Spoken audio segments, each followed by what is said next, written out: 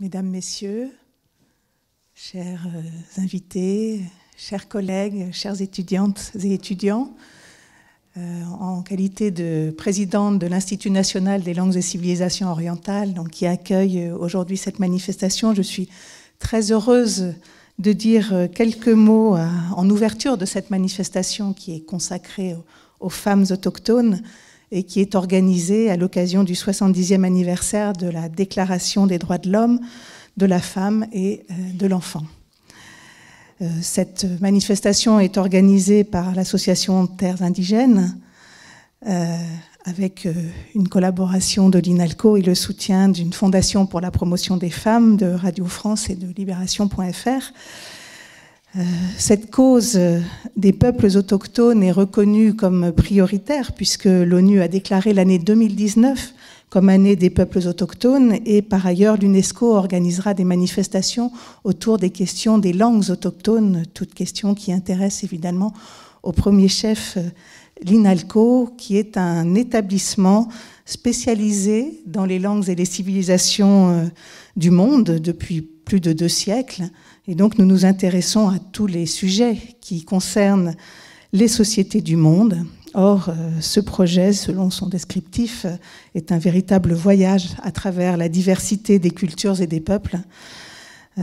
L'expertise qui est réunie à l'INALCO, tout autant que la profonde dimension humaniste de l'établissement, de ses personnels, de ses étudiants, qui prônent la diversité et l'ouverture sur le monde, on faisait un partenaire presque évident pour ce très beau projet. Alors plus précisément, l'INALCO est un établissement qui enseigne et mène des recherches sur plus de 100 langues et civilisations du monde d'aujourd'hui, sur des langues qui sont devenues aujourd'hui des langues nationales, dans des contextes donc nationaux, mais nous travaillons aussi sur d'autres langues et civilisations qui sont dites minoritaires dans des contextes nationaux ou parfois autochtones. Et c'est notre façon à nous d'appréhender les caractéristiques et les dynamiques des sociétés du monde dans toute leur diversité. Ainsi, nous enseignons et nous menons des recherches ici à l'INALCO sur des langues d'Afrique comme l'amazigh ou le peul, des langues d'Amérique comme le quechua, le maya, ou plus au nord l'inuktitut, des langues d'Océanie comme le dreu, qui est une des langues kanak, ou le tahitien, ou puis sur des langues également sibériennes, finno-ougriennes, etc. Donc ce sont tous des domaines qui sont représentés à travers les témoignages des personnalités qui sont invitées aujourd'hui ou à travers les très belles photos de l'exposition de la galerie. Nous nous penchons également à l'INALCO sur la question de l'oralité comme un mode d'expression et de transmission, et c'est un des volets de ce projet également. Alors, cette journée est consacrée aux femmes autochtones, ces femmes, donc, et là je cite encore, qui ont été longtemps ignorées, souvent exploitées et discriminées en tant que femmes et autochtones, et qui se sont battues pour gagner leur place et leur reconnaissance. Au-delà des combats pour les femmes, par les femmes, et pour la reconnaissance de la place des femmes dans les sociétés auxquelles, évidemment, nous nous associons, l'INALCO aborde aussi la question des femmes à travers d'autres dimensions qui sont parfois plus culturelles ou linguistiques et qui sont très spécifiques aux approches que nous adoptons ici à l'INALCO. Un numéro d'ailleurs de notre revue Langzo a été l'année dernière consacré aux femmes à travers le monde, qui montrait un peu la façon dont nous abordons les questions, au-delà à nouveau des combats auxquels nous nous associons également. Et donc il était question dans ce numéro de matriarcat et de patriarcat en Chine, en revisitant les concepts, ou de la place des femmes dans les sociétés mayas, ou de le gungat, qui est le voile indien comme voile social, et également sur les langues des femmes, ou comment les langues désignent les femmes, ou parlent des femmes dans différentes langues. Voilà, toutes ces approches nécessitent un travail dans les langues et une fréquentation régulière des terrains d'études, et c'est là aussi notre spécificité. Cette journée comporte plusieurs moments que l'on vous présentera bien sûr, mais je voulais vraiment dire à quel point l'INALCO est heureuse et fière de contribuer à mettre en valeur le combat de ces femmes, dont par ailleurs nous enseignons les langues et les cultures. Je souhaite remercier très vivement les organisateurs de ces manifestations, Anne Pastor bien sûr, et l'association Terres Indigènes, les enseignants-chercheurs et les associations étudiantes de l'INALCO qui contribueront à leur moment également à cette journée, les services de l'INALCO pour ce qui est de la partie INALCO, et j'imagine beaucoup d'autres intervenants que je remercie très vivement, et je vous souhaite de riches débats et de riches interventions tout au long de cette journée. Je vous remercie.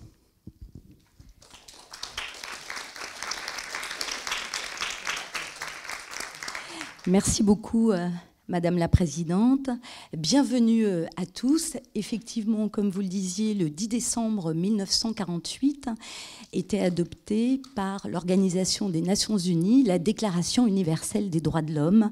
70 ans après, la voix des femmes autochtones se fait entendre ici, grâce à vous et sur Facebook Live. Alors, 70 ans de combat et une reconnaissance de la part de l'ONU qui a proclamé l'année 2019 comme étant l'année internationale des peuples autochtones. Être une femme et autochtone, c'est doublement marginalisé. Through art, I have a voice. C'est le droit des femmes envers lequel on milite et qu'on aura.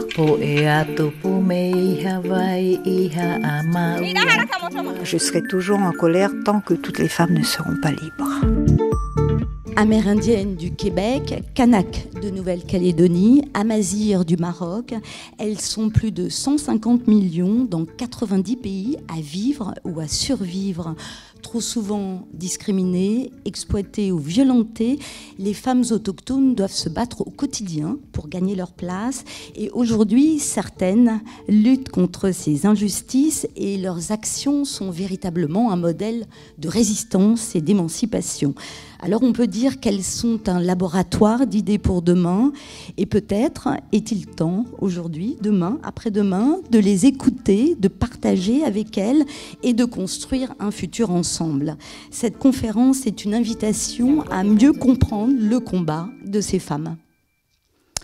Bonjour mesdames, merci beaucoup d'être venues du Québec, de Nouvelle-Calédonie, du Maroc. Fanny Wild, vous êtes donc la première avocate algonquine du Québec.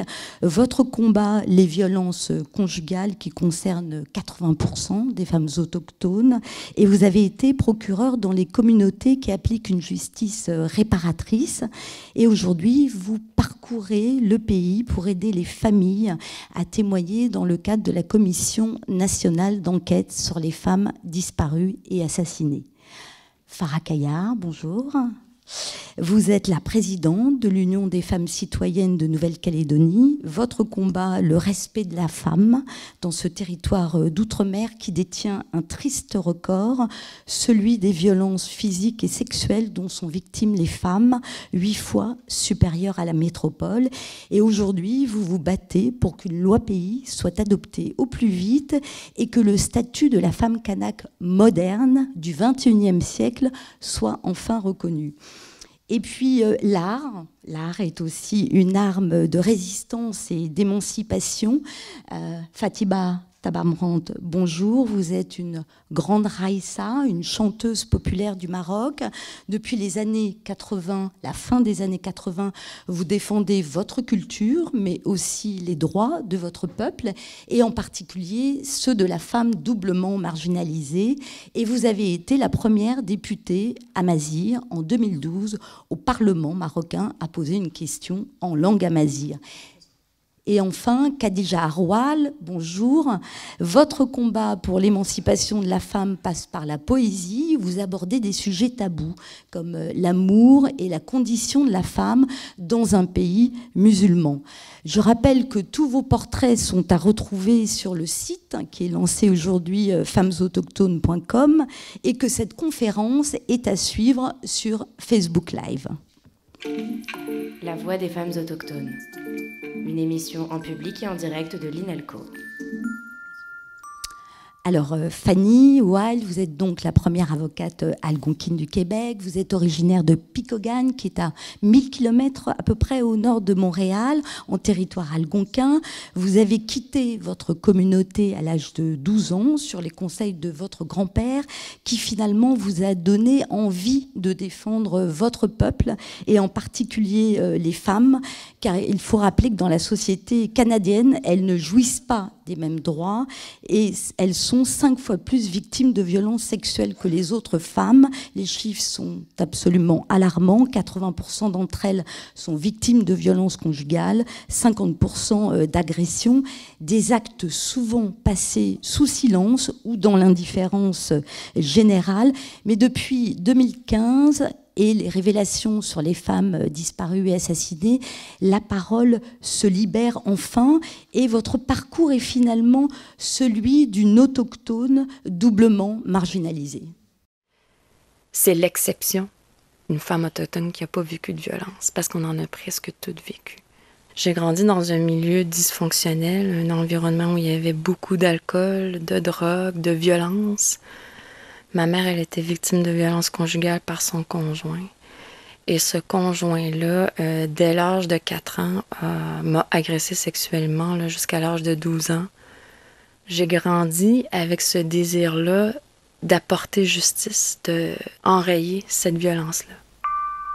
C'est important de briser ce cycle-là parce que cette violence-là, elle part du colonialisme, elle part surtout beaucoup avec l'avènement des pensionnats indiens où nos enfants étaient arrachés à leur famille, se faisaient interdire de parler leur langue, de se parler entre frères et sœurs, se faisaient agresser sexuellement, physiquement, psychologiquement, et c'est transmis de génération en génération. Et c'est très difficile de briser un cycle comme ça. Très tôt, j'ai compris qu'une des façons de venir en aide à mon peuple, c'était de devenir avocat. Tout ce qui s'est passé dans ma vie à un niveau personnel m'a permis d'être l'avocate que je suis, m'a permis d'avoir cette connexion-là avec les victimes, de comprendre les victimes, d'avoir cette empathie, cette compassion, et même envers les accusés, qui fait en sorte que moi, dans cette commission-là, en tant que procureur, mon approche, elle est différente. Vous savez, en algonquin, le mot avocat, on dit kanakui tamagej. Ça veut dire qui aide à témoigner. Et moi, c'est vraiment comme ça que je le vois, mon rôle. J'aide à témoigner. Donc, ce mandat-là est extrêmement large et extrêmement important. Parce que ça ne porte pas simplement sur les femmes qu'on a perdues, mais ça porte sur toute la violence qui est vécue, passée et actuelle. Je veux pouvoir regarder ma fille dans les yeux et lui dire que moi, en tant que femme, en tant qu'autochtone, j'ai tout fait en mon possible pour lui donner un avenir meilleur, pour qu'elle soit en sécurité, que c'est pas parce qu'elle était femme et autochtone qu'elle était enclin à vivre plus de violence. J'ai parcouru le pays d'est en ouest, du nord au sud. Oh mon Dieu, je ne sais pas, des milliers de kilomètres. Et puis, ce qui m'étonne dans ce travail-là, c'est que je peux entendre une histoire à l'est du pays complètement et je vais retrouver le même type d'histoire dans l'ouest. J'ai toujours su que même moi, ma propre histoire, j'étais pas seule. Ce que je vivais, des milliers d'autres à travers le pays le vivaient. Je me rappelle à chaque fois, c'est pour elles, c'est pour eux que je fais ce travail-là.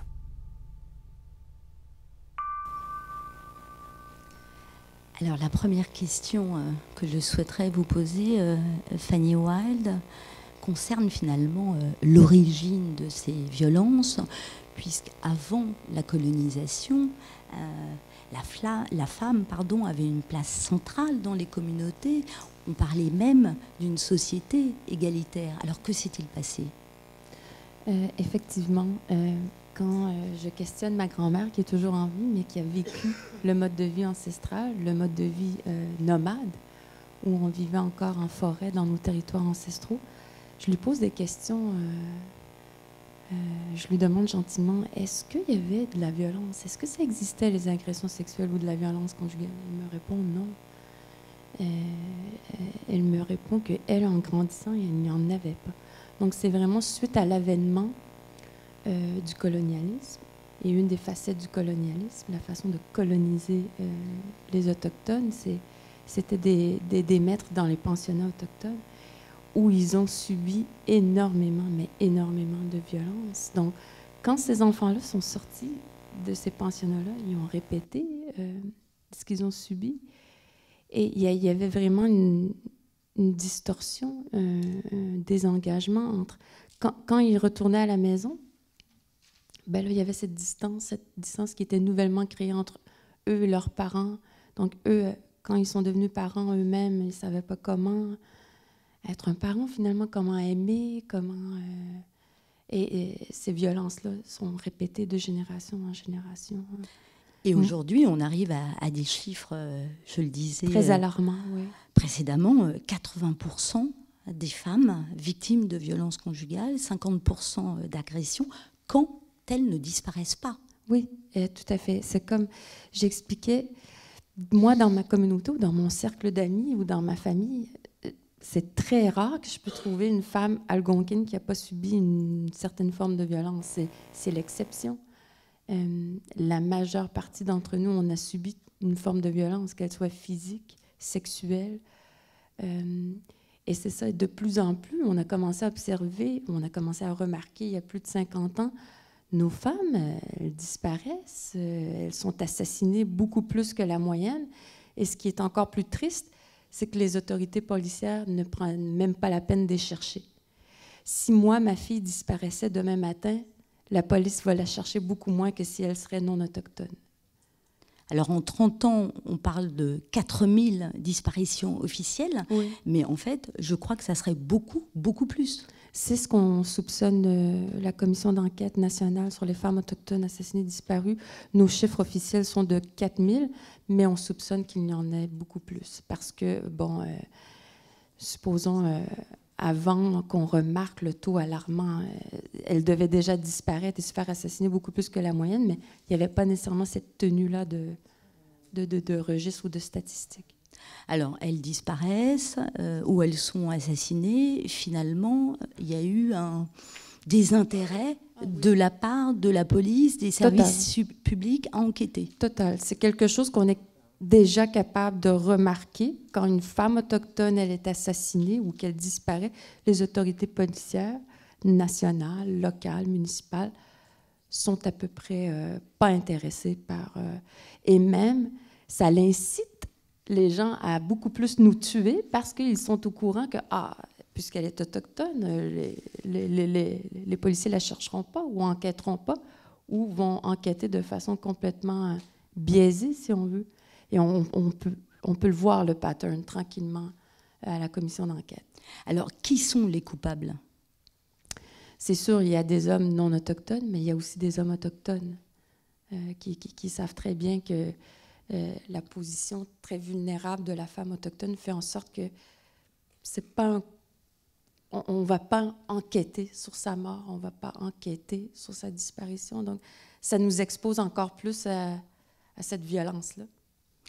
Alors, depuis quelques années, la parole s'est libérée. Hein. Il y a eu évidemment la commission sur les pensionnats, 350 000 enfants arrachés à leur famille et placés dans des pensionnats et qui ont été aussi victimes et violentés et qui reproduisent finalement cette violence. Et puis, depuis 2015, il y a donc cette commission dont vous faites partie et vous parcourez le pays pour entendre ces témoignages, près de 2000 déjà témoignages qui ont été recueillis. En fait, l'enquête nationale sur les femmes autochtones assassinées disparues a débuté en 2017. On avait un mandat de 2 ans. On a demandé une extension de 2 ans, mais le Canada nous a accordé 6 mois seulement. Donc, on a un temps très, très limite avec un mandat énorme. On doit parcourir un pays qui est énorme, où il y a plus de 250 nations à travers le pays avec des mœurs, des traditions, des cultures différentes. Quoiqu'on a quand même une culture assez universelle par moment, mais c'est ça, on parcourt le pays avec des audiences dans 3 phases différentes. Et puis, en date de ce jour, plus de 2000 témoignages ont été recueillis Mais on aurait aimé ça continuer, pousser un peu plus, aller beaucoup plus que d'être en surface, mais le gouvernement restreint le mandat. Oui, théoriquement en avril 2019, et pourtant, parmi les témoignages, il y a des témoignages absolument bouleversants qui pourraient même être l'objet de nouvelles commissions. Je pense aux enfants disparus et à la stérilisation forcée des femmes. Oui, tout à fait. La tendance qu'on a remarquée au Québec, c'est qu'effectivement, une femme autochtone pouvait emmener son enfant nouveau-né à l'hôpital. Et puis, si elle quittait l'hôpital, le lendemain, elle revenait, son enfant n'était plus là. Ou on lui disait que son enfant était décédé, et quand on lui montrait le corps, elle voyait bien que ce n'était pas son enfant. Donc, il y a plusieurs cas comme ça. Il y en a à peu près une quarantaine. Donc, ce dossier-là, à lui seul, pourrait faire l'objet d'une commission totalement indépendante. Donc, c'est beaucoup de révélations qu'on retrouve avec les travaux, le passage de cette commission d'enquête-là à travers le pays.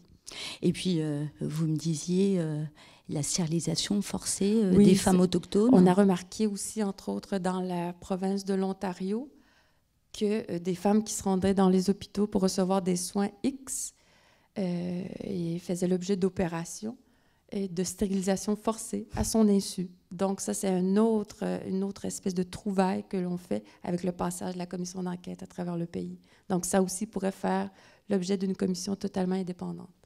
Alors c'est véritablement une quête de la vérité sur la route des larmes.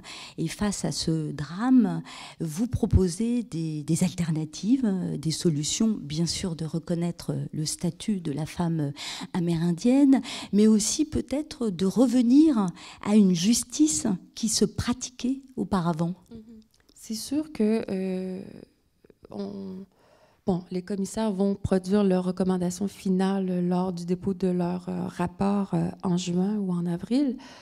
Mais c'est sûr que plusieurs des témoins, plusieurs des familles, des experts qui sont venus témoigner lors de nos audiences recommandent justement un retour ce droit autochtone ancestral qui était pratiqué, où il y avait vraiment un équilibre, où la femme avait sa place, où la femme elle avait vraiment une place privilégiée, prisée. Rien ne se fait sans la femme en droit autochtone. Toutes les cérémonies, toutes les décisions qui se prenaient dans nos villages, lorsque nous étions nomades, rien ne se faisait sans la femme. Elle avait une place de choix et elle avait un rôle précurseur, décideur, ancestralement. Et c'est ce que le colonialisme est venu complètement défaire. Et tout est complètement débalancé, si on veut. Et puis, quand il y avait un problème dans la communauté, il se réglait d'une autre manière. Oui. Même sur des cas de violence. Notre système était beaucoup moins punitif, était beaucoup plus réparateur. Donc, on réparait le tort causé à la victime et on réparait aussi l'accusé pour pas que l'accusé recommette le même type d'infraction. Donc, on s'occupait des deux individus. Donc, c'est complètement différent avec le système de justice canadien qui est presque exclusivement punitif. Et d'ailleurs, vous avez accompagné, je crois, des programmes de justice alternative. C'est-à-dire que quand je suis devenue avocate, j'étais aussi également la toute première autochtone à travers le Québec à devenir procureure de la Couronne. Donc, c'est procureur à travers le système de justice pénale et criminelle canadien. Et on pouvait parcourir là, plusieurs communautés inuites du Grand Nord du Québec et au Nunavik. Et eux, ils ont instauré plusieurs cercles de justice et on les utilisait notamment au moment de déterminer la peine, suggérer une sentence auprès du juge. Alors c'est véritablement l'entente à l'amiable, la guérison, j'allais dire, la réparation plutôt que le punitif. Non, c'est plutôt l'accusé va faire face au système de justice canadien ordinaire.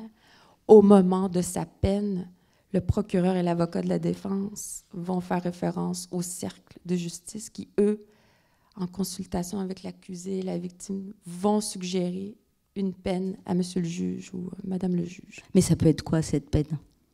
Ça peut être, au lieu de servir sa peine en milieu carcéral, c'est d'aller en forêt.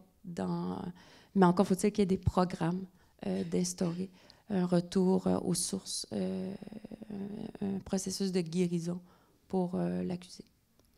En tout cas, ce type de justice a inspiré même la France, puisque une trentaine de programmes depuis 2014 est en place. Ici en France, la France, Farah Gaillard, vous qui êtes Kanak de Nouvelle-Calédonie, la Nouvelle-Calédonie étant encore un territoire d'outre-mer, quand vous entendez Fanny parler justement de ce système de justice alternative, comment est-ce que vous réagissez? Est-ce que vous vous dites que ça peut être peut-être une solution envisagée pour enrayer ce fléau dont sont victimes les femmes calédoniennes? Oui, tout à fait. Je pense que justement, il est question en ce moment dans le pays d'instaurer cette justice restaurative ou réparatrice. Pour ma part, je suis assez... disons que je préférerais avoir le temps d'étudier le pour et le contre, parce que ce qui se passe chez nous, c'est qu'on est une organisation sociale qui est très, je dirais, omniprésente. Et parfois, la victime et l'auteur se retrouvent dans le même espace. Et je souhaiterais vraiment que cette nouvelle forme de juridiction puisse être étudiée en profondeur, mais surtout qu'il y ait la vie des femmes, surtout celles qui ont été véritablement violentées. Alors effectivement, la Nouvelle-Calédonie détient un triste record, celui des violences physiques et sexuelles faites aux femmes. Elles subissent 8 fois plus d'agressions qu'en métropole. Et vous, Farah, vous êtes la présidente de l'Union des femmes citoyennes. Vous êtes depuis près de 40 ans de tous les combats féministes. Et votre lutte contre toutes les discriminations envers les femmes est née d'ailleurs de votre histoire personnelle de femme kanak.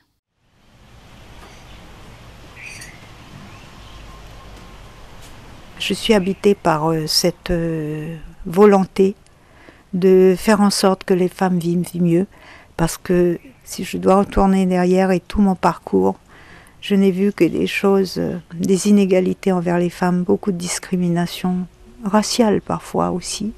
Donc je pense que je suis habitée par cette envie de vouloir changer le monde pour les femmes. Je suis née donc dans les années 50, 54. Avant cela, c'était la période de l'indigénat, donc les gens des îles, comme les Kanaks en général, ne circulaient pas. Petit à petit, les Kanaks commencent à sortir de leur tribu. Et dans les années 50, ma maman est arrivée à Nouméa comme femme de ménage. Elle habitait sous un immeuble et elle avait à peine un petit lit, et puis il y avait un genre de caniveau qui passait à côté. Ça m'émeut parce que du coup ça me renvoie à l'image de ma mère vivant dans des conditions difficiles. Je crois qu'il y a une partie de ça qui est en moi. C'est cette forme de révolte, bien sûr, par rapport au fait que maman, étant une femme, disons, seule, et aussi elle m'a eu en tant que fille-mère, donc c'était très très difficile pour elle. D'une part de m'élever, et puis aussi d'avoir sa place là où elle était. Donc je pense que oui, il y a une forme de révolte par rapport à cette condition qu'elle a vécue, elle. Et moi-même, elle m'a inscrit dans une école des sœurs, Institut Saint-Joseph de Cluny. Et là, j'ai pu voir que nous, venant de familles très pauvres, on était marginalisés, puisqu'il y avait une école qui était réservée aux seules européennes. Et nous, de l'autre côté, nous étions dans une école complètement délabrée. Et tout ça, ça a formé, je pense, au fond de moi, cet esprit quelque part de révolte contre ce système qui nous discrimine.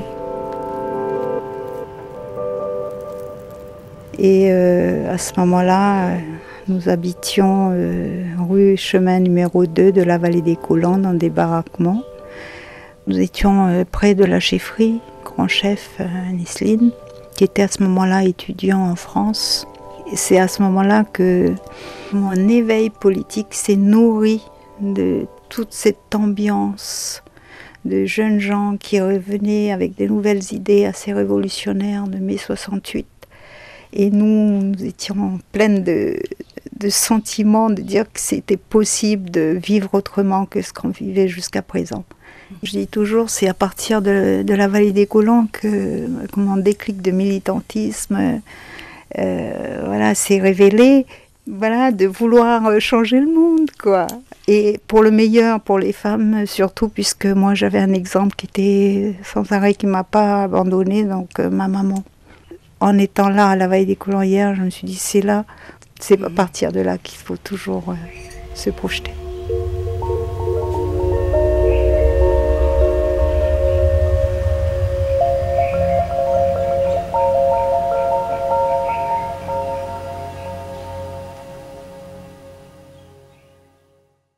On entend bien votre engagement qui est à la fois profond et entier depuis près de 40 ans. Alors, il a fallu attendre véritablement les années 2000 pour que finalement l'émancipation de la femme devienne un projet de société en Nouvelle-Calédonie, et votre association, ainsi que les autres, puisque c'est un groupement d'associations, votre association a connu de belles victoires. Oui, je pense, 2000, mais ça a été quand même le résultat d'un long combat. À partir des années 90, on va dire, véritablement, il y a eu un mouvement féministe qui s'est engagé dans le processus, justement pour, d'une part, en tant que femme autochtone, rentrer dans le combat politique en tant que citoyenne, et d'autre part, dans le combat des femmes contre les violences faites aux femmes. Donc oui, c'est à partir des années 90 et 2000, ça a été la loi sur la parité qui est applicable en Nouvelle-Calédonie. Exactement, et vous y avez beaucoup participé. Tout à fait, parce qu'il faut savoir qu'en Nouvelle-Calédonie, les hommes étaient très opposés, quel que soit le bord politique d'où ils viennent, en disant que les femmes kanaks n'étaient pas libres... Oui, n'était pas prête à faire de la politique, et nous, donc, on est descendu dans la rue, on a manifesté pas mal de fois, on a recueilli des milliers de signatures, et on les a fait porter au ministre, M. Chevènement, ici, qui a défendu notre cause, et aujourd'hui, la loi sur la parité est appliquée en Nouvelle-Calédonie. Voilà, et puis aujourd'hui, vous vous battez donc pour qu'une loi pays soit adoptée sur les violences faites aux femmes, puisque je le disais tout à l'heure, 19,2% des Calédoniennes, c'est quand même un chiffre alarmant. Alors comment est-ce qu'on peut expliquer ce taux record de violence ? C'est une véritable tragédie. Et donc nous sommes, en tant que mouvement de femmes, on est sur le pied de guerre contre ce taux qui continue à se développer. Et comment l'expliquer ? Eh bien, un peu comme Fanny, on va revenir un petit peu dans l'histoire. Il y a eu la colonisation, bien évidemment, 1853, prise de possession. Ensuite, pendant les 70 ans, la période de l'indigénat, où les Kanaks étaient enfermés, interdits de circuler librement en ville. Donc il y a eu toute cette période où la société kanak a été, on va dire, quelque peu préservée, puisqu'ils étaient enfermés dans les tribus, mais au sortir de ça, en 1946, quand il a fallu accéder à la citoyenneté, il y a eu un bouleversement assez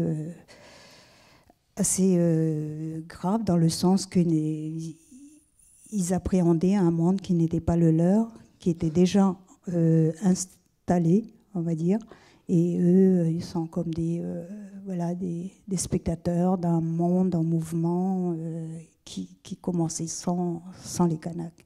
Ma mère était elle-même soumise au code de l'indigénat et n'était pas libre de venir et de circuler comme un peu. Donc, vous voyez, c'est tout ce phénomène-là. Alors, expliquer la violence comme ça, c'est vrai, c'est peut-être pas suffisamment approfondi, mais toujours est-il que cette violence qu'on connaît aujourd'hui, c'est tout le système, en quelque sorte, qui fait que que les Kanaks sont complètement marginalisés dans leur propre pays. Les femmes elles-mêmes, elles n'ont pas de revenus, elles ne sont pas formées pour la grande majorité. Bien souvent, comme ma mère, elle était femme de ménage, donc ça continue avec tout le processus jusqu'à aujourd'hui. Donc c'est des causes, c'est aussi ça qui fait qu'en vivant également dans des logements précaires et tout ça, dans la promiscuité. Une grande famille élargie qui vivait dans les tribus se retrouve dans les villes, dans les quartiers, dans des petits enclos, on va dire ça comme ça. Et résultat, forcément que ça provoque de la violence, sans compter l'alcoolisation forte. Qui n'existait pas d'ailleurs. L'alcool était interdit aux Kanaks à l'époque. On considérait qu'ils n'étaient pas majeurs pour consommer de l'alcool. Donc ça aussi, ça a été un interdit très... on va dire, qui a fait que les Kanaks aussi ne sont pas appropriés cette boisson-là, ou l'apprentissage, l'éducation à ça. Et donc, ça a été aussi une ouverture à cette alcoolisation sans préparation, je dirais. Alors finalement, tous ces faits, toute cette déstructuration des communautés, finalement, s'est retourné contre les femmes. Et puis, il y a quelque chose qui est même très important en Nouvelle-Calédonie, c'est la coutume. Et c'est le droit coutumier qui régit le droit de la famille, le droit civil, et en particulier les femmes, avec des sanctions qui peuvent être très décriées. Alors, la coutume, oui... Pour nous, c'est notre identité. Et moi, je défends vraiment ici, je ne viens pas pour déconstruire ma culture, mais au contraire, pour essayer de trouver des solutions pour, entre guillemets, apporter des remèdes à la problématique de violence qui touche énormément ma communauté, enfin ma société. Et donc, la coutume est très importante, elle est porteuse de valeurs, et j'y adhère totalement. Cependant, elle a été, comme disait Fanny tout à l'heure, aussi déstructurée du fait qu'aujourd'hui, les familles Kanaks ne sont plus dans l'espace protégé, sacré, sacralisé. Elles sont déplacées vers la ville de Nouméa ou dans les quartiers reculés de la ville, et qui fait que la coutume, elle est omniprésente, mais elle aide aussi à survivre. Alors maintenant, sur dire que la coutume, en quelque sorte, cautionne des violences, je crois que la question est peut-être pas, faudrait pas poser de cette façon-là. Je pense que la coutume, au contraire, a jusqu'à présent, comme elle le disait, protégé les femmes, puisqu'il y avait à l'époque justement comment dirais-je, qui faisait en sorte que les femmes soient protégées. Voilà. Alors, la coutume, qui est l'organisation sociale kanak, mais quand je parlais des sanctions coutumières qui sont décriées, parce que la coutume aussi est en pleine reconstruction, je pensais par exemple à des sanctions quand il y a par exemple un viol et que ça se règle par des échanges compensatoires. Et là encore, finalement, on voit bien que tout est en reconstruction et en transition, ce qui explique qu'il y ait à la fois une valorisation de la coutume depuis les accords de Nouméa, depuis les années 2000, et en même temps la femme qui veut aller plus vers une justice de droit civil, de droit français, et s'affranchir d'un certain nombre de sanctions coutumières. Justement, Anne, c'est pour ça que je pense que la justice réparatrice ou restaurative aujourd'hui, pour moi, elle est un petit peu prématurée, que je voudrais que les bases soient bien posées, que ce soit bien approfondi, de sorte justement à ce que vous venez de dire ne soit pas encore une occasion de réprimer, enfin voilà, de nier en quelque sorte le fait qu'une femme ait été violée. C'est très important, je pense, de bien peser, de savoir que s'il y a viol, eh bien forcément il faut qu'il y ait une sanction derrière. On ne peut pas laisser en l'état parce que au nom d'un maintien, du respect de l'organisation, il ne faut pas sanctionner l'auteur. Non, je pense qu'il faut peser parce qu'en face de nous, c'est une femme, c'est un individu, c'est un être humain. Donc il convient qu'on pose vraiment les bonnes bases de sorte à ce que cet équilibre, bien sûr, ne soit pas rompu, mais surtout qu'elle se répare en tant qu'humain. Tout à fait. Donc effectivement, comme on le disait, un droit coutumier qui est en pleine reconstruction, quand même un droit qui était quand même extrêmement dominé par les hommes et par le collectif où la femme pouvait ne pas avoir sa place. Oui, comme dans toutes les sociétés, ça fait 2000 ans, c'est le patriarcat qui a dominé le monde. Alors aujourd'hui, les femmes partout se lèvent, elles se révoltent contre ce système qui a beaucoup marginalisé les femmes. Et donc, pour ce qui nous concerne, jusqu'à présent, on faisait appel aux hommes pour tout ce qui se rapporte au droit, à la loi et tout. Et récemment, nous disons que non, cette loi n'est pas juste. Alors, il faut savoir que nous disposons en tant que femmes kanak de 2 statuts, même les hommes, de 2 statuts de droit civil. Alors, moi, par exemple, moi-même, je suis de statut de droit coutumier. Et donc ces 2 statuts-là, bien évidemment, sont en train de nous positionner sur un nouveau droit, qui est le droit civil autochtone, plutôt précisément le droit civil kanak, où tout ce qui est affaires civiles sont jugées par un tribunal civil coutumier, où siègent dans ce tribunal pratiquement que des hommes. Alors, il faut savoir qu'il y avait eu 70 assesseurs coutumiers et seulement 3 femmes qui siègent dans et les décisions sont prises très souvent par les hommes et toujours en général en faveur de l'homme, puisque l'homme étant dans le clan et que c'est le clan qui prime. Nos enfants, par exemple, nés de statut coutumier, n'appartiennent pas à la femme ni à l'homme, mais au clan. Donc effectivement, tout ça pose problème parce qu'en même temps, notre société telle qu'elle est organisée, elle est parfait équilibre quand il s'agit de vivre la coutume, justement. Mais à partir du moment où on traverse cet espace-là et qu'on va vers le privé, la modernité, ce droit-là nous pose effectivement des problèmes. Par exemple, quand une femme divorce.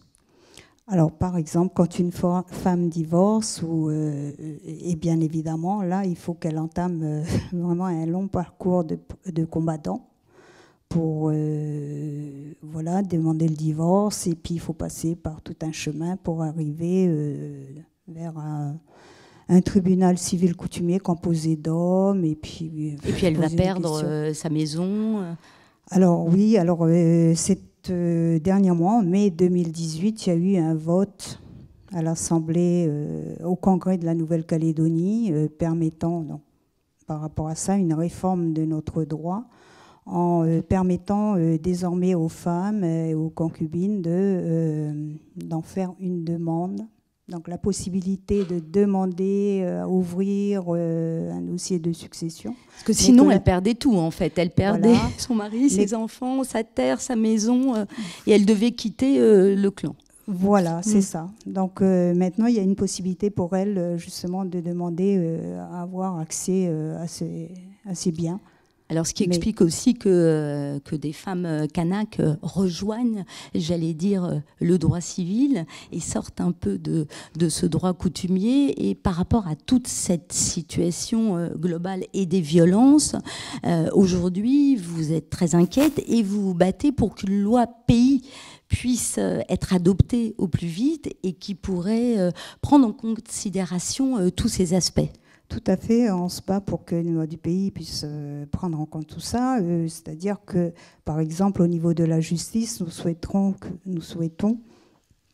que la parité soit appliquée justement au niveau du tribunal civil coutumier, que les assesseurs soient formés au droit civil commun et coutumier, qu'il y ait une branche à l'Université de Nouvelle-Calédonie qui aussi travaille, enfin, qui est une branche de droit coutumier pour qu'ils connaissent aussi notre organisation sociale.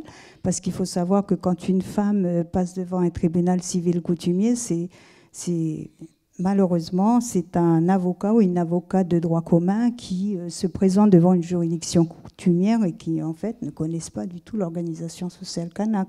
Résultat, elles ne savent pas quoi faire pour défendre les victimes. Donc nous aimerions effectivement qu'il y ait, non seulement au droit coutumier pour ce qui est du plan pays, mais dans toutes les instances de décision, que les femmes aient véritablement leur place en tant que citoyennes et aussi en tant que place de femmes dans la coutume, quoi.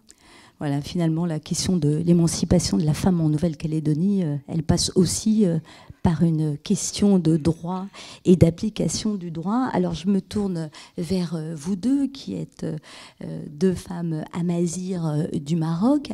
Est-ce que la question se pose de la même manière au Maroc qu'à Dijaroual ?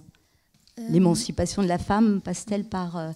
Moi, malgré que ça fait mal au cœur, mais je dis que vous avez de la chance parce que toutes vos peines et vos malheurs, c'est lié à des droits qu'on peut changer. Mais chez nous, c'est tout à fait le contraire. C'est lié à une religion, comment l'avoir et comment l'appliquer. C'est plus difficile et c'est plus compliqué. Parce que la religion, comme les gens la voient, la religion chez nous, c'est intouchable, indiscutable, alors que les lois... On a toujours l'espoir qu'un jour, qu'on peut changer un jour. Sinon, c'est tout à fait le contraire.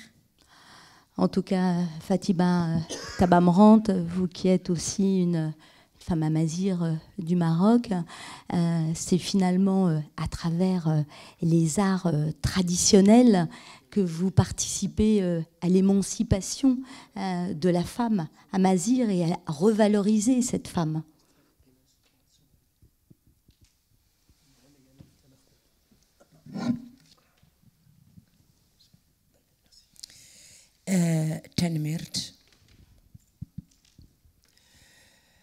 تنميرت بهرم قرن يمدني ضمن المقارات ولا يستمع للمقارغ أفدن السن يميك فتاروا نوكال أخكري قد تسقى غمض الله. Merci beaucoup, merci. Merci beaucoup, merci pour l'invitation et c'est un grand plaisir pour moi d'échanger, de discuter avec des femmes qui partagent les mêmes préoccupations que moi, les femmes autochtones de plusieurs régions du monde. Voilà. السرفتي وشكو خصوصا المجتمع نكنين مقور غماسي المجتمع يختد نتفلس تراس قرصن سلنا ناس الفضل نربي ورقي وينم. Comment je vais traduire ça? Excuse-moi, mais dans notre société, c'est différent. Il y a en fait une expression qu'on dit que quand une poule commence à faire, je vais dire cocorico, on l'égorge. C'est-à-dire la femme n'a pas le droit à la parole. C'est un proverbe qu'on dit. C'est-à-dire la femme n'a pas le droit de citer, elle n'a pas le droit de prendre la parole dans l'espace public. Voilà. À titre d'exemple, pour que les autres ne prennent pas la parole. Voilà. فد أتسلكمت مساج نغد تبرت يتمغارت إشقا أشكو تبرمج يسمق لي يدعان سالحرية إشقا تتحررت. Il est très difficile de faire parvenir le message d'émancipation et le message de liberté à des gens qui ont l'habitude d'être des esclaves. Il est difficile de parler de liberté à un esclave parce qu'il se sent émancipé, il se sent... En fait, elle est aliénée par sa situation et par sa condition. واش كنت مغارت المجتمع غلا نكرا التعليم اللي تسدلان ان ناس كمي حرم صوتنا كميني حرم تساولت كميني حرم سما قلنم كميني حرم ادياقي شعرنم الى درجه ترى السنين إن خلت مغارتي عرانا يونس نتدو يدا سكان ورشت كانت الملائكة. c'est en partie dû à la diffusion de certaines idées apparentées à la religion, comme quoi le corps de la femme ne doit pas être aperçu, ses cheveux, son visage, sa parole, même sa voix doit être camouflée, elle n'a pas le droit de parler dans l'espace public, à tel point qu'on dit que certains prétendent que dans un espace où la femme découvre ses cheveux, c'est comme s'il est habité par un chien noir, les anges ne le fréquentent pas. Voilà. نكي غير تنازلت يعني كرات مراوين تسع نسكوس. Moi, je suis chanteuse et poétesse depuis 37 ans. أرترغ الشعر أرتلحانا رساوى الغبهرف الهوية الأمازيغية شمال إفريقيا اللي كان الهوية الأصل الثقافانس دوم زرينس تغرمانس غيك اللي سوالغ في زرفان انت مغارت الحقوق انت مغارت الاعراف اي مزيغن ما قبل التعاليم اللي منطفر غيلاد. J'ai passé toutes ces années à écrire mes propres poèmes, à les chanter. Je parle dans ces poèmes de la culture amazigh, de la culture berbère, de ces différentes dimensions, de la culture également, et puis de la condition de la femme. Et puis je crois qu'une partie de la solution pour la situation de la femme réside dans le droit coutumier, dans notre coutume ancestrale qu'on a perdu. Et comme les camarades, j'ose ajouter que les deux premières intervenantes ont parlé de la réhabilitation d'une partie du droit coutumier comme solution pour la libération de la femme. C'est aussi le cas pour la culture amazigh. Et vous nous faites le plaisir et le grand honneur de nous réciter une de vos poésies où justement vous sublimez cette femme amazigh et la place de la culture. Il faut quand même rappeler que les Berbères ou les Imazighen sont les premiers habitants d'Afrique du Nord et que longtemps leur identité a été étouffée au profit de l'arabisation du pays, mais que depuis 2000 en tout cas au Maroc et l'accession au trône du roi Mohamed VI, la culture amazigh a été reconnue en 2001 avec la création de l'IRCAM, puis après avec la reconnaissance officielle de la langue amazigh. Et donc nous avons la joie d'entendre l'un de vos poèmes que vous allez par la suite traduire. أبي الدام تاتي ويزي الخير ولا الأمان أي من عوسة مزير نغا الترصوت يفرغن يد الميزان غي كان وسان أتيريت غصاد الديغلي ووالرصان أتيريت غصاد الديغلي ووالرصان إكتيني نزمز يختوري عقليان المدرس نغورادي تحاين تفرخين النسبة لومياها نغينا تنتفان نفات نتغاري تاقان تتكسي كروان أتنتي الصغريان وهو ولا سنتي مليان أتنكسي الكتاب نفكيت نتي تاكات ما داكي ظهرنا باباس ياكي اللي كيان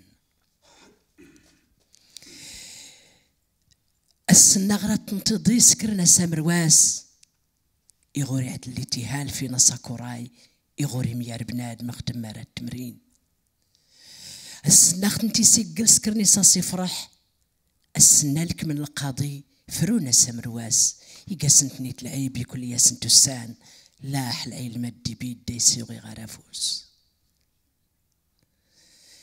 تناتو تمتمازيغ تنيغ النمال تناتو تمتمازيغ تنيغ النمال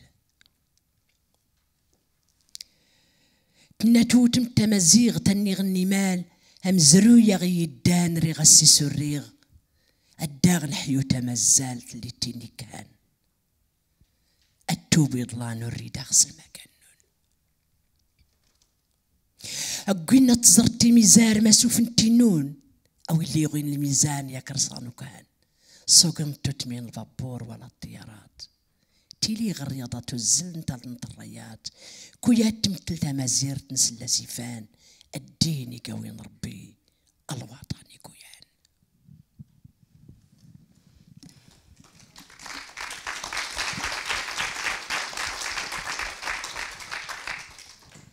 Merci beaucoup Fatima. Je vais tenter une traduction.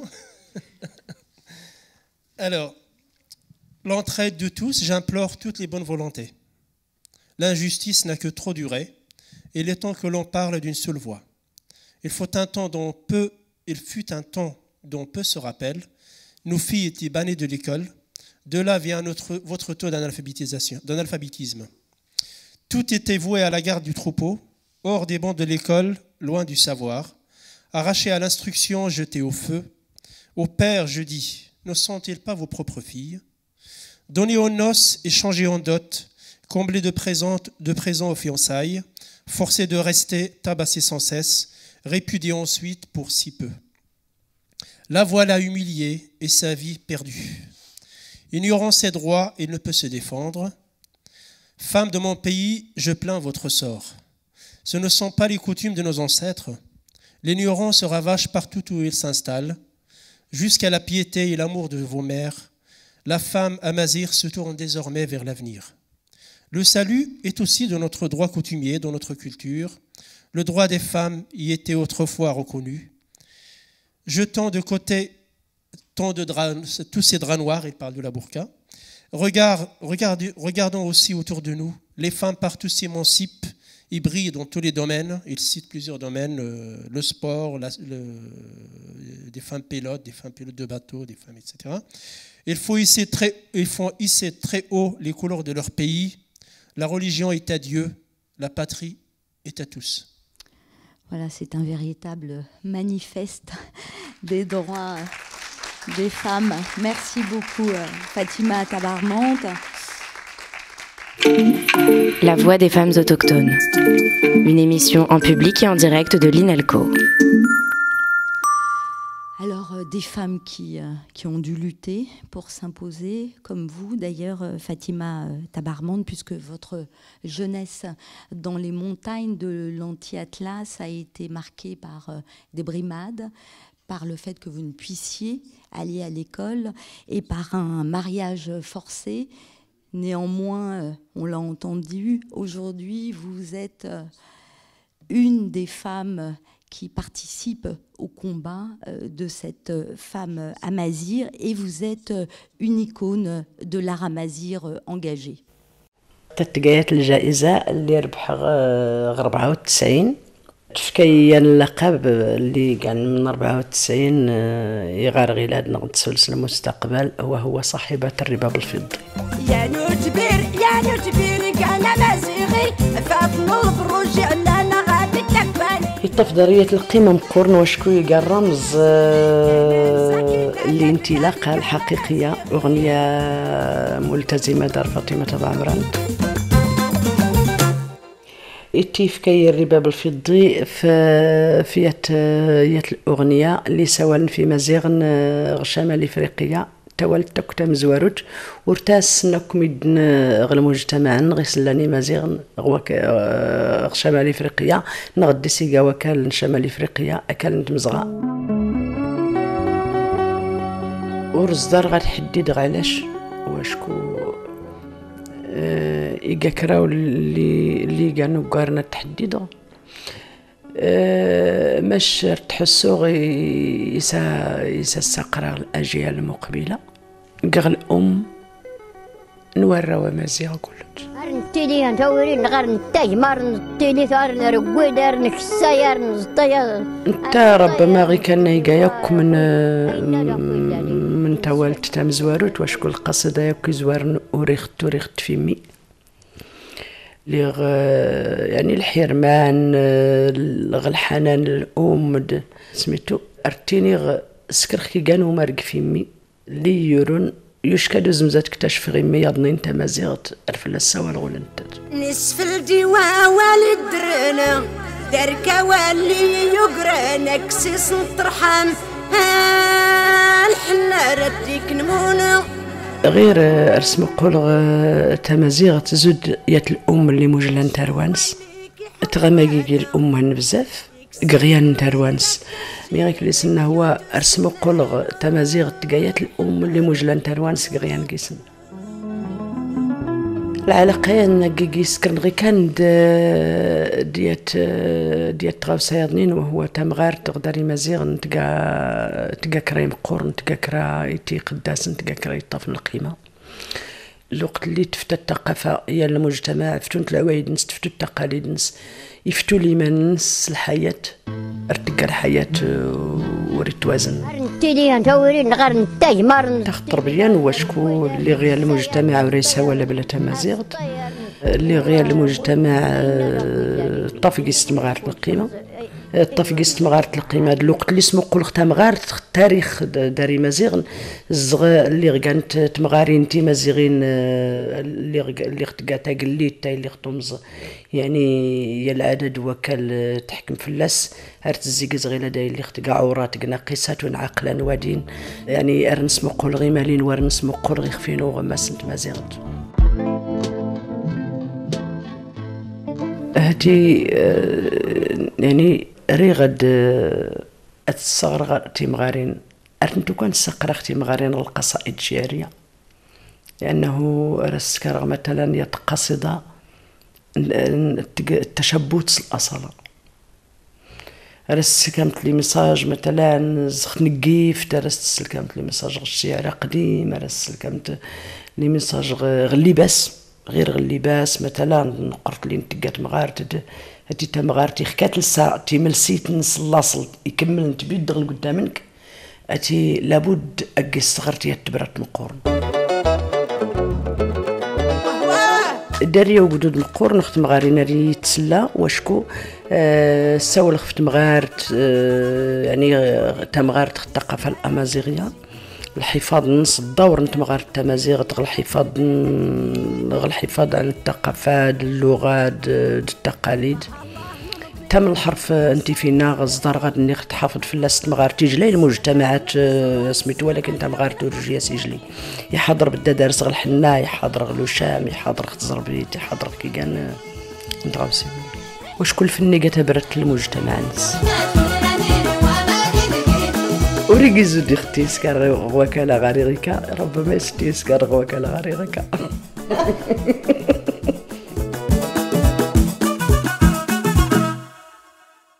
On le voit bien, Fatima, vous vous inscrivez dans la lignée de ces grandes femmes amazirs qui transmettent la culture et la langue qui a été l'un de vos combats, à la fois pour l'enseignement dès 1991, pour la reconnaissance de la langue, et puis lorsque vous étiez député, vous interpellez les autres députés au Parlement en langue amazigh.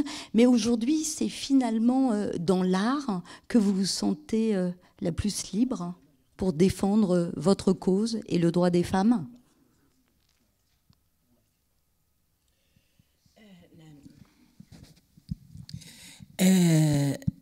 الفن جا العالم الحرية وشكو جا يتبرت لجان حر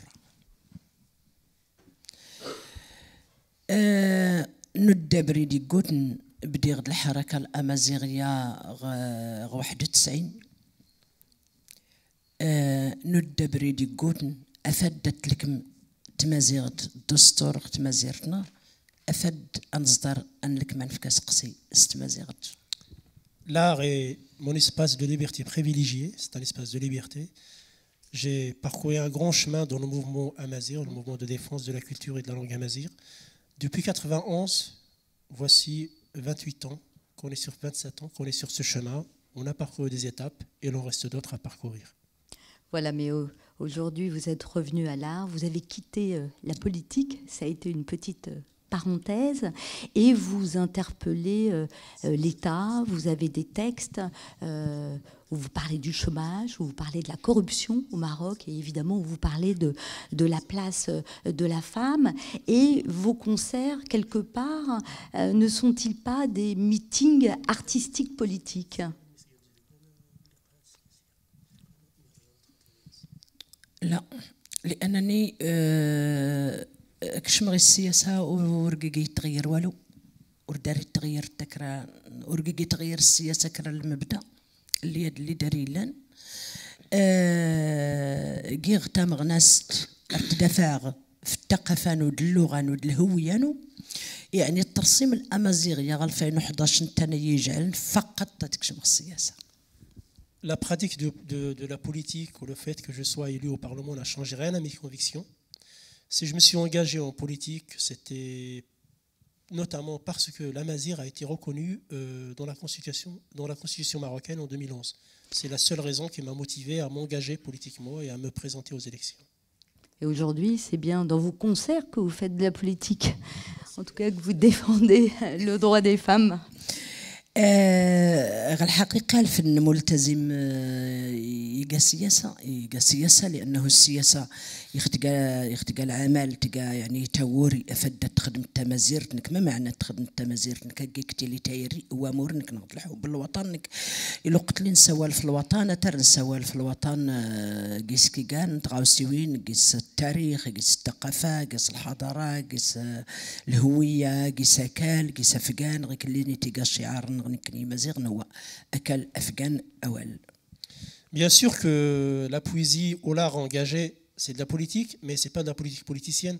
Quand on défend, il ne suffit pas, ou on n'est pas obligé de faire de la politique politicienne pour défendre les choses, les différentes causes que je défends, la langue, la terre, les droits de l'homme et les droits des femmes.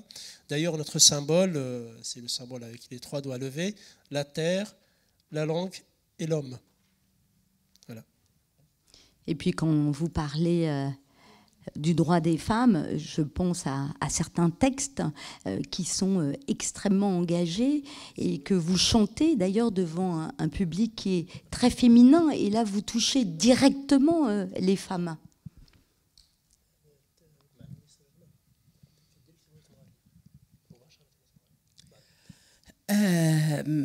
من طبيعة الحال واشكو إخصات تمغار الدار نغيك اللي سننا الطبر مرجيش قفد داست خوات الدماغ النسغ غمي اللي ساستي عمر غير اللي ساستي تعمر يتيزي يقودن فد داست حيوت كرانت غاوستي وين غالعقل نس اللي صدرنين رمزنت ميلي تخصان اختو درت النس. Bien sûr que je m'adresse aux femmes, même si le travail a un très grand travail à faire, parce que l'entreprise d'aliénation et les discours qui aliènent les femmes ont fait leur œuvre pendant de nombreuses années, voire plusieurs siècles. Le travail est de longue haleine. Bien sûr que je m'adresse directement aux femmes en tentant de changer quelque chose et de changer un petit peu les mentalités. Alors, vous, c'est à travers les arts traditionnels, puisque vous êtes une raïssa. Hein. Les raïs, c'était ces troubadours qui chantaient, qui allaient de village en village pour délivrer les messages. Et vous, Khadija Arwal, c'est plus à travers une poésie contemporaine, moderne et subversive. Oui, effectivement, moi, j'écris, ma poésie me permet de vivre ma liberté d'expression, de passer des messages plus légers, parce que défendre les droits de la femme, c'est un petit peu choquant quand on utilise un discours frontal. C'est pour ça que la poésie... je l'habille avec des images poétiques plus faciles, plus poétiques et artistiques. Comme ça, c'est facile à passer et c'est fluide aussi. Ça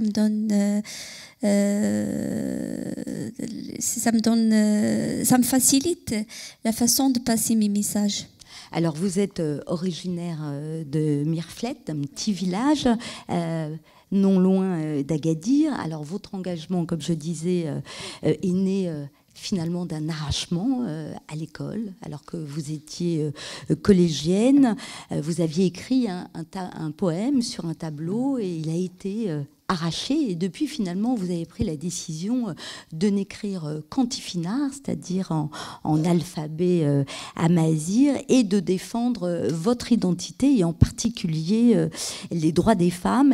Et on le voit bien, vous représentez la femme amazigh du XXIe siècle. Tout le monde me connaît par Tilili, Khadija Arwal.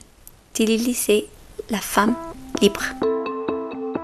Femme libre amazigh, ça veut dire casser tous les obstacles des idéologies qui sont venues au Nord-Afrique qui a obligé la femme à fermer ses idées, fermer ses yeux parfois, à s'habiller comme les autres veulent. Pour moi, je dis toujours, c'est comme une couverture pour moi, les habits que l'idéologie m'impose à porter.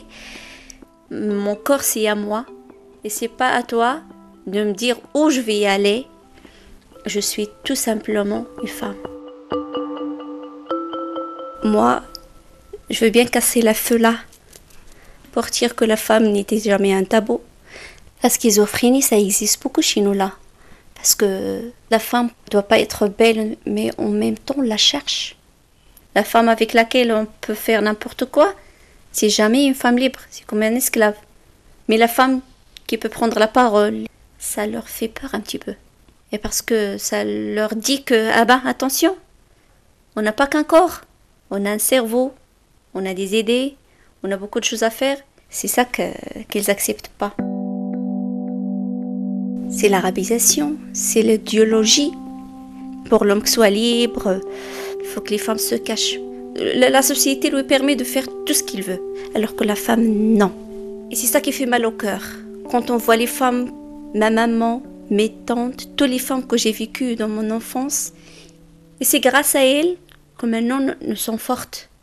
J'ai appris à être libre, à danser, à prendre la parole. Ce mélange-là a aidé de construire ma personnalité. Il ne faut pas que je folklorise mon identité. Je peux m'habiller avec un mini-jupe, un pantalon. Je peux aller à la plage avec un maillot de bain et je reste toujours amazigh. Mais les racines, ce sont des amazighs. La vraie identité, c'est amazigh. La terre parle amazigh. La mer parle amazigh. L'être humain parle amazigh. La femme amazigh, sa force, c'est dans sa langue. Parce que je peux dire que c'est 90% des chants qu'on entend maintenant, c'est créé par des femmes. Les poèmes ou bien la langue amazigh, quand la femme la porte, c'est pour dire quelque chose. J'ai un poème sur la femme. Tout ce que la femme peut être et ne l'est pas. نانا ما كمين قلني سراف النمتازاي تنور فغني تدارت ادور لك من قداز ولا لك من تغارت نانا ما كمين يختم الزيتين بابام يختم قرطون يرقاز يختو السرتين وصندل. Tout est respiré de mon village, de ma mère, de mes tantes, de la vie, de la misère qu'ils vivaient, des douleurs, des larmes que j'ai vues. Et moi, je porte la parole à leur place. Et avoir cette liberté-là, c'est pas donné à toutes les filles, à toutes les femmes amazigh. C'est le droit des femmes envers lequel on milite et qu'on aura. راتك اختمارير تسرقي غيتا كاتي صوفا راتك اختفى الكيت غنون غني زولا رات السبوكلان كيس غدال ززوغتين فار وكان ميتزا. Vous pouvez nous traduire ces derniers vers? Une traduction ici, mais comme vous le saviez, puisque la traduction, c'est une trahison de texte original, c'est un très long poème que j'ai écrit, mais j'ai des extraits, juste des extraits. Le dernier vers. Parle ma noble femme, dit, je suis une femme, je serai une chanteuse, j'attiserai de bruches de feu, je me ferai belle et maquillerai mes cils, je me vêtirai somptueusement et laisserai tomber le voile, je me mettrai du rouge à lèvres et alors mon cœur est mon bien propre. Je me libérerai et me révolter contre ténèbres et mensonges. Je m'éloignerai de ma vie les blessures. J'assumerai la responsabilité qui m'incombe. Merci beaucoup pour ces quelques vers. Alors, comme on le voit, vous avez une parole assez libre et j'imagine que ça ne doit pas faire plaisir à tout le monde. Bien sûr. Quand on parle d'une réalité, les gens n'acceptent pas toujours surtout quand on demande une liberté que les autres voient, qu'ils ne voient pas comme liberté, parce que chez nous, maintenant la femme amazigh, la femme autochtone du Maroc, je crois qu'à ces périodes-là, on est plus modernisé, plus civilisé, et on vit plus le risque de perdre notre liberté, notre tradition, notre droit coutumier qui nous protège. Maintenant, les filles, ils ont envie d'être modernes, avec un jean, avec des choses-là. Et parfois, je me sens qu'ils ont honte de retourner vers les traditions qui les protègent. Alors dire que je suis femme libre, je m'habille comme ça et je m'attache à ma tradition, ça fait peur parfois. Ça fait parfois. Mais en même temps, vous montrez qu'on peut être une femme moderne, libre, et en même temps être très attachée à ses traditions, à son identité, à sa culture, où la femme, d'ailleurs, dans l'histoire, avait une place très, très forte dans la communauté. Oui, bien sûr, ça me fait plaisir. Moi, je le fais, mais c'est pas donné à tout le monde. Parce que être femme libre, ça risque de perdre ton mari, ta famille, ton entourage. Prendre la parole, monter sur une scène, chanter, danser, on te traite comme prostituée. N'importe quelle femme, on ne peut pas maquiller, aller danser parmi une équipe de des vingtaines des hommes et être la seule. Le problème, c'est l'idéologie qu'on a maintenant sur nos pays. Il a un petit peu, il a fermé la liberté de la femme plus que l'homme. Avant, on a un exemple, avant la Fatima Tabamran, il y avait des vingtaines de raïsat. Maintenant, sur ma région, il n'y a que deux. Avant, il n'y a que deux. Qu'est-ce qui est différent? Avant, c'était pire. Mais maintenant, avec cette modernité, avec ces idées-là, on risque de perdre toute notre beauté, parce que la femme amazigh est toujours liée avec la beauté. C'est pas la beauté physique, mais la beauté de ses traditions, de ses habits, de ses bijoux, de tout ce qu'il a. La femme amazigh était toujours entourée d'une beauté et d'une bonté. Et maintenant, cette idéologie-là essaye de la fermer dans un tissu noir, dans des idées noires. La femme est tabou, sa parole est tabou. Elle est un tabou. Ces idéologies-là essaient non pas de déraciner l'identité, mais de fermer la femme dans un monde, je ne sais pas comment l'expliquer, mais ça donne envie de dire non. Moi, ça me donne envie. C'est ça qui m'a laissé d'avoir une façon de révolution.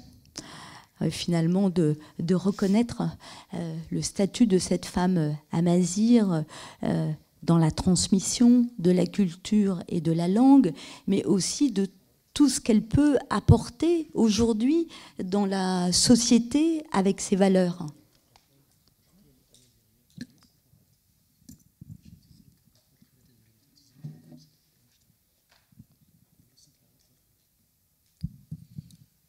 تنميرت المكان نتمغارت فد تمكن الشعب الثقافنس التاريخنس الهويانس يمقور بهرا الدور اللي تلعب تمغارت غمس نمايج. Le rôle de la femme est central dans la transmission de ses valeurs et de ses cultures. Sa place est importante et primordiale. Et dans ce qu'elle peut apporter aussi aujourd'hui à la société marocaine.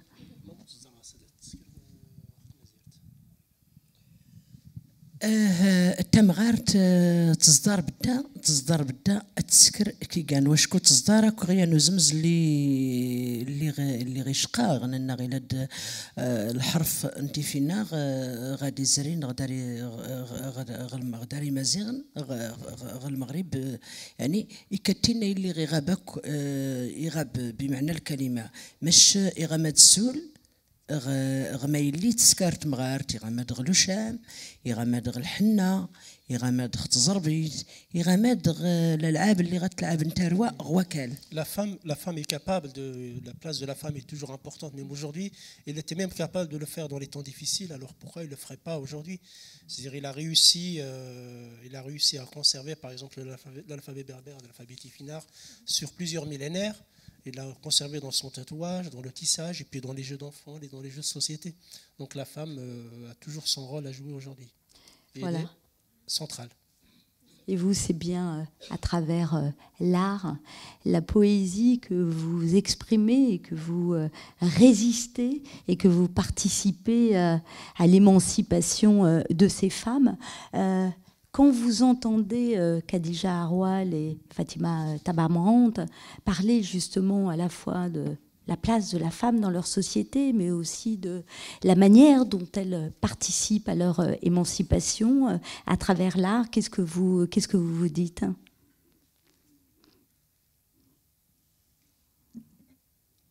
Je trouve que oui, effectivement, l'art est un véritable lien de transmission de nos valeurs. Et je pense aussi qu'il est temps que les femmes autochtones écrivent leur histoire. C'est nous maintenant qui nous levons, que ça ne vient plus de l'extérieur, et que c'est nous, femmes autochtones, femmes indigènes, qui aujourd'hui nous projetons dans l'avenir. Et à travers l'art, à travers tous les supports possibles, notre combat, qu'on soit dans les marches, etc. C'est aujourd'hui que nous nous levons pour dire qu'il est temps que nous écrivons notre histoire de femmes autochtones et aussi avec nos valeurs et notre identité, on se projette dans l'avenir pour les générations à venir.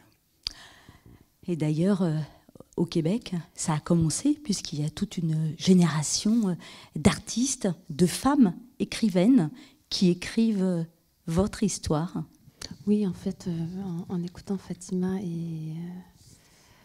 c'est sûr que la femme, étant donné que c'est elle qui confectionnait tous les vêtements, tout cet artisanat, tous nos bijoux, donc elle est porteuse, c'est elle aussi qui transmet la culture, l'art. Et effectivement, au Québec, au Canada, en fait, il y a là, depuis une dizaine d'années cette espèce de réveil des jeunes. Et on voit sur la scène de plus en plus de femmes, poétesses, des auteurs, des chanteuses. Donc il y a tout un réveil à la maison de ces femmes qui transmettent à travers l'art l'importance de cette identité autochtone, mais surtout en tant que femme autochtone. Merci en tout cas à vous quatre d'être venus témoigner et à vous tous d'être venus les écouter.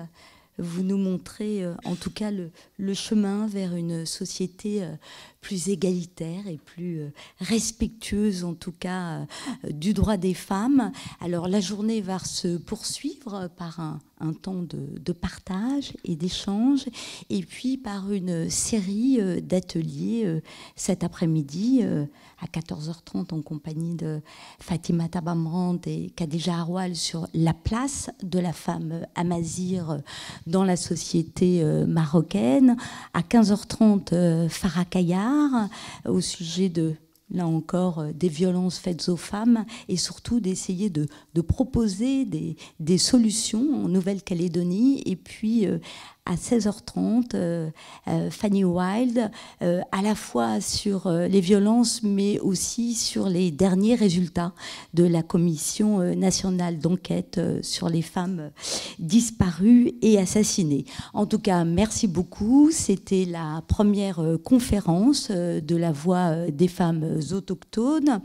Merci à la Fondation Chanel d'avoir soutenu ce projet, à l'INALCO, à Clément Baudet pour la réalisation sonore, Catherine Bonetta pour la réalisation vidéo et surtout un grand merci à toute l'équipe d'Anter Indigène. Rendez-vous l'année prochaine, l'année des peuples autochtones, avec 10 nouveaux nouveau portrait de femmes exemplaires et une nouvelle conférence. En attendant, vous pouvez nous retrouver sur Facebook et retrouver le portrait de nos invités sur le site femmesautochtones.com. Merci beaucoup.